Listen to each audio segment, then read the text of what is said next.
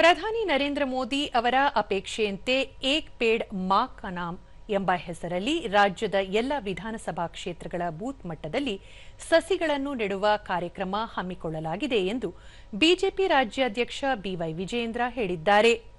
ವಿಶ್ವ ಪರಿಸರ ದಿನದ ಅಂಗವಾಗಿ ಹೆಬ್ಬಾಳದಲ್ಲಿಂದು ಹಮ್ಮಿಕೊಂಡಿದ್ದ ಸಸಿ ನೆಡುವ ಕಾರ್ಯಕ್ರಮದಲ್ಲಿ ಭಾಗವಹಿಸಿ ಅವರು ಮಾತನಾಡಿದರು.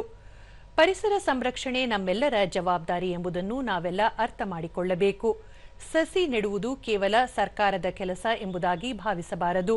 ಸ್ವಚ್ಛ ಸುಂದರ ಪರಿಸರವನ್ನು ಮುಂದಿನ ಪೀಳಿಗೆಗೆ ಉಳಿಸಬೇಕಾಗಿದೆ ಎಂದರು. ಕೇಂದ್ರ ಸರ್ಕಾರದ ಯೋಜನೆಗಳ ಫಲಾನುಭವಿಗಳನ್ನು ಸೇರಿಸಿಕೊಂಡು ಗಿಡ ನೆಡುವ ಕಾರ್ಯಕ್ರಮವನ್ನು ಹಮ್ಮಿಕೊಳ್ಳಲಾಗಿದೆ. ದಿನನಿತ್ಯ ಆರೈಕೆ ಮಾಡುವ ಜವಾಬ್ದಾರಿ ಇದ್ದು, ಪರಿಸರ ನಾಶದಿಂದಾಗಿ ಬರ, ಪ್ರವಾಹದಂತಹ ಪ್ರಾಕೃತಿಕ ವಿಕೋಪಗಳನ್ನು ಕಾಣುತ್ತಿದ್ದೇವೆ. ಪರಿಸರ ಬಗೆಗಿನ ನಿರ್ಲಕ್ಷ್ಯದಿಂದಾಗಿ ಇದೆಲ್ಲ ಸಂಭವಿಸುತ್ತಿದೆ ಎಂದು ಹೇಳಿದರು. ನರೇಂದ್ರ ಮೋದಿ ಸರ್ಕಾರದ ಫಲಾನುಭವಿಗಳೇನಿದ್ದಾರೆ, ಬೆನಿಫಿಷರೀಸ್, ಅವರನ್ನು ಕೂಡ ಸೇರಿಸಿಕೊಂಡು ಗಿಡವನ್ನು ನೆಡುವಂಥ ಕೆಲಸ ರಾಜ್ಯಾದ್ಯಂತ ಆಗ್ತಾ ಇದೆ. ಗಿಡವನ್ನು ನೆಡುವುದು ಅಷ್ಟೇ ಅಲ್ಲ, ದಿನನಿತ್ಯ ಅದನ್ನು ಆರೈಕೆ ಮಾಡ್ತಕ್ಕಂಥ ಜವಾಬ್ದಾರಿಯು ಕೂಡ ನಮ್ಮ ಮೇಲಿರುವಂಥದ್ದು. ಮುಂದಿನ ಪೀಳಿಗೆಗೆ ನಾವು ಕೊಡ್ತಕ್ಕಂಥ ದೊಡ್ಡ ಆಸ್ತಿ ಏನಪ್ಪ ಅಂತ ಹೇಳಿದ್ರೆ ಪರಿಸರ ಉಳಿಸ್ತಕ್ಕಂಥದ್ದು, ಗಿಡ ಮರಗಳನ್ನು ಬೆಳೆಸ್ತಕ್ಕಂಥದ್ದು.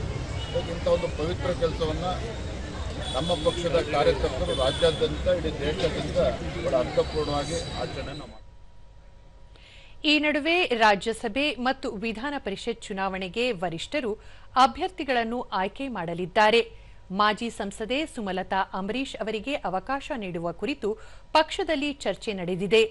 ವಿಧಾನ ಪರಿಷತ್ಗೆ 2 ಸ್ಥಾನ ಮತ್ತು ರಾಜ್ಯಸಭೆಗೆ 1 ಸ್ಥಾನವೂ ಲಭಿಸಲಿದೆ. ಯಾವುದಕ್ಕೆ ಅವರನ್ನು ಕಳುಹಿಸಬೇಕು ಎಂಬುದರ ಕುರಿತು ವರಿಷ್ಠರು ಅಂತಿಮವಾಗಿ ತೀರ್ಮಾನಿಸಲಿದ್ದಾರೆ ಎಂದು ತಿಳಿಸಿದರು. ನಾಳೆ ಒಳಗಡೆ 2 ವಿಧಾನ ಪರಿಷತ್ತಿಗೆ ಎರಡು ನಮ್ಗೆ ಅವಕಾಶ ಇದೆ. ರಾಜ್ಯಸಭೆ ಒಬ್ಬರಿಗೆ ಮಾತ್ರ ಅವಕಾಶ ಇರುವಂಥದ್ದು. ಬಹುಶಃ ಇವತ್ತು ಅಥವಾ ನಾಳೆ ಒಳಗೆ ಕೇಂದ್ರದ ವರಿಷ್ಠರು ನಿರ್ಧಾರವನ್ನು ತಿಳಿಸಿದ್ದಾರೆ.